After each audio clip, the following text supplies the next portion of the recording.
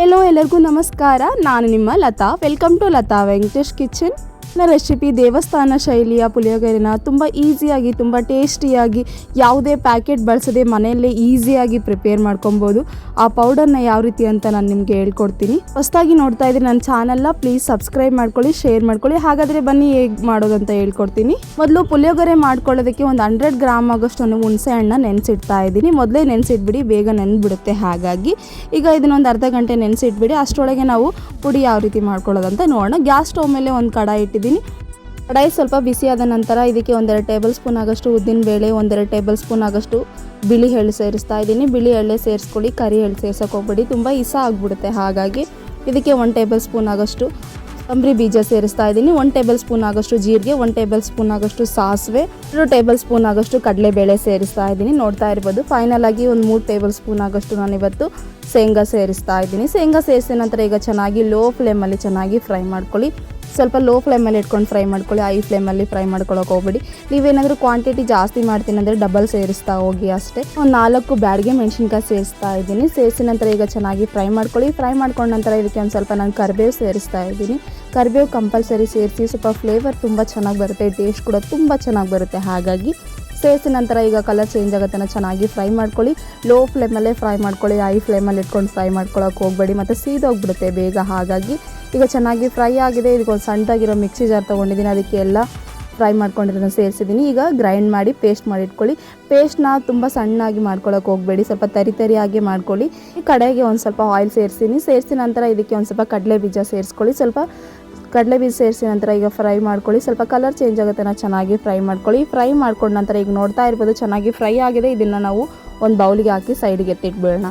ಈಗ ಅದೇ ಕಡೆಗೆ 1 ಟೇಬಲ್ ಸ್ಪೂನ್ ಆಗೋಷ್ಟು ಸಾಸಿವೆ ಜೀರಿಗೆ ಸೇರಿಸ್ತಾ ಇದ್ದೀನಿ. ಸೇರಿಸಿದ ನಂತರ ಈಗ ನಾವು ಆಲ್ರೆಡಿ ರೆಡಿ ಮಾಡ್ಕೊಂಡಿದ್ವಲ್ಲ, ಫ್ರೈ ಮಾಡಿಕೊಂಡು ಅದನ್ನು ಪೌಡರ್ನ ಸೇರಿಸ್ತಾ ಇದ್ದೀನಿ. ನೋಡ್ತಾ ಇರ್ಬೋದು ಪೌಡರ್ನ ಯಾವ ಥರ ತರಿಯಾಗಿ ಮಾಡ್ಕೊಂಡಿದ್ದೀನಿ. ಇದೇ ಥರ ತರಿಯಾಗಿ ಮಾಡ್ಕೊಳ್ಳಿ. ತುಂಬ ಪೌಡರ್ ಥರ ಮಾಡ್ಕೊಂಬಿಟ್ರೆ ಟೇಸ್ಟ್ ತುಂಬ ಚೆನ್ನಾಗಿ ಬರಲ್ಲ. ಸ್ವಲ್ಪ ಊಟ ಮಾಡಬೇಕಾದ್ರೆ ಅದು ಕಾಣಿಸ್ಬೇಕು ಫ್ಲೇವರ್, ಆ ಥರ ಚೆನ್ನಾಗಿರುತ್ತೆ. ಹಾಗಾಗಿ ಸೇರಿಸಿದ ನಂತರ ಈಗ ನಾವು ಆಲ್ರೆಡಿ ನೆನೆಸಿಟ್ಟಿರೋದಲ್ವ ಹುಣಸೆ ಹಣ್ಣು, ನೋಡ್ತಾ ಇರ್ಬೋದು ಹುಣಸೆ ಹಣ್ಣು ಚೆನ್ನಾಗಿ ನೆಂದಿದೆ. ಈಗ ಹುಣಸೆ ಹಣ್ಣನ್ನ ಕೂಡ ಸೇರಿಸೋಣ. ಸೇರಿಸಿದ ನಂತರ ಈಗ ಚೆನ್ನಾಗಿ ಮಿಕ್ಸ್ ಮಾಡ್ಕೊಳ್ಳಿ. 1-2-3 ನಿಮಿಷ ಕಂಟಿನ್ಯೂಸ್ ಆಗಿ ಮಿಕ್ಸ್ ಮಾಡ್ತಾ ಇರಿ, ಇಲ್ಲಾಂದರೆ ಬೇಗ ಗಟ್ಟಿ ಆಗಿಬಿಡುತ್ತೆ. ಹಾಗಾಗಿ ಈಗ ಚೆನ್ನಾಗಿ ಮಿಕ್ಸ್ ಮಾಡ್ತಾ ಇದ್ದೀನಿ. ಇದಕ್ಕೆ 1 ಟೇಬಲ್ ಸ್ಪೂನ್ ಆಗೋಷ್ಟು ಉಪ್ಪು, 1 ಟೇಬಲ್ ಸ್ಪೂನ್ ಆಗೋಷ್ಟು ಅರಿಶಿನ ಪುಡಿ ಸೇರಿಸ್ತಾ ಇದ್ದೀನಿ. ಇದಕ್ಕೆ ಒಂದು ಸ್ವಲ್ಪ ಕರಿಬೇವು ಸೇರಿಸ್ತಾ ಇದ್ದೀನಿ. ಸೇರಿಸಿದ ನಂತರ ಈಗ ಮಿಕ್ಸ್ ಮಾಡ್ಕೊಳ್ಳಿ. ಮಿಕ್ಸ್ ಮಾಡ್ಕೊಂಡ ನಂತರ ಸ್ವಲ್ಪ ಗಟ್ಟಿಯಾಗಿ ಇದೆ ಅಲ್ವಾ, ಈಗ ಕಂಟಿನ್ಯೂಸ್ ಆಗಿ ಚೆನ್ನಾಗಿ ಮಿಕ್ಸ್ ಮಾಡ್ತಾನೆ ಇರಿ, ಇಲ್ಲ ಅಂತಂದರೆ ಟೇಸ್ಟ್ ತುಂಬ ಚೆನ್ನಾಗಿ ಬರಲ್ಲ. ಹಾಗಾಗಿ ಕಂಟಿನ್ಯೂಸ್ ಮಿಕ್ಸ್ ಮಾಡ್ತಾ ಇರು. ಮಿಕ್ಸ್ ಎಷ್ಟು ಮಾಡ್ತೀವೋ ಅಷ್ಟು ಟೇಸ್ಟಿಯಾಗಿ ಬರುತ್ತೆ. ಇದಕ್ಕೆ 1 ಟೇಬಲ್ ಸ್ಪೂನ್ ಆಗೋಷ್ಟು ಅಚ್ಚದ ಖಾರದ ಪುಡಿ ಸೇರಿಸ್ತಾ ಇದ್ದೀನಿ. 4-5 ಬ್ಯಾಡಗೆ ಮೆಣಸಿನ್ಕಾಯಿ ಸೇರಿಸ್ತಾ ಇದ್ದೀನಿ. ಸೇರಿಸಿದ ನಂತರ ಈಗ ಇನ್ನೊಮ್ಮೆ ಚೆನ್ನಾಗಿ ಮಿಕ್ಸ್ ಮಾಡ್ಕೊಳ್ಳಿ. ಮಿಕ್ಸ್ ಮಾಡ್ಕೊಂಡ ನಂತರ ಲೋ ಫ್ಲೇಮಲ್ಲಿ 1-2-3 ನಿಮಿಷ ಚೆನ್ನಾಗಿ ಕುದಿಸ್ಕೊಳ್ಳಿ. ಆಯಿಲ್ ಎಲ್ಲ ಮೇಲೆ ಬರಬೇಕು, ಆ ಥರ ಚೆನ್ನಾಗಿ ಕುದಿಸ್ಕೊಳ್ಳಿ. ಈಗ ನೋಡ್ತಾ ಇರ್ಬೋದು ಆಯಿಲ್ ಸ್ವಲ್ಪ ಮೇಲೆ ತೇಲ್ತಾ ಇದೆ ಅಲ್ವಾ. ಈಗ ಕ್ವಾಂಟಿಟಿ ಕೂಡ ಸ್ವಲ್ಪ ಕಡಿಮೆ ಆಗ್ತಾ ಇದೆ, ನೋಡ್ತಾ ಇರ್ಬೋದು. ಈಗ ಚೆನ್ನಾಗಿ ಫ್ರೈ ಆದ ನಂತರ ನಾವು ಆಲ್ರೆಡಿ ಫ್ರೈ ಮಾಡ್ಕೊಂಡಿರುವಲ್ಲ ಕಡಲೆ ಬೀಜನ ಈಗ ಸೇರಿಸ್ತಾ ಇದ್ದೀನಿ. ಸೇರಿಸಿದ ನಂತರ ಈಗ ಇನ್ನೊಮ್ಮೆ ಚೆನ್ನಾಗಿ ಮಿಕ್ಸ್ ಮಾಡ್ಕೊಳ್ಳಿ.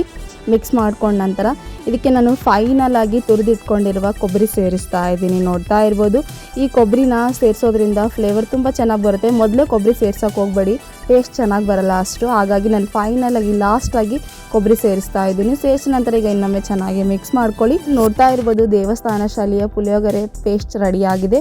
ಈಗ ಬಿಸಿ ಅನ್ನ ಜೊತೆ ಸರ್ವ್ ಮಾಡಿ, ಈಗ ಚೆನ್ನಾಗಿ ಮಿಕ್ಸ್ ಮಾಡಿಕೊಂಡು ಸರ್ವ್ ಮಾಡಿ. ಟೇಸ್ಟ್ ಅಂತೂ ಅದ್ಭುತವಾಗಿರುತ್ತೆ. ನೋಡ್ತಾ ಇರ್ಬೋದು ದೇವಸ್ಥಾನ ಶೈಲಿಯ ಪುಳಿಯೋಗರೆ ರೆಡಿಯಾಗಿದೆ. ಖಂಡಿತ ನೀವು ಒಂದು ಸಲ ನಿಮ್ಮ ಮನೆಯಲ್ಲಿ ಟ್ರೈ ಮಾಡಿ, ಹೇಗಿದೆ ಅಂತ ನನಗೆ ಕಮೆಂಟ್ ಬಾಕ್ಸಲ್ಲಿ ತಿಳಿಸ್ಕೊಡೋದು ಮರಿಬೇಡಿ.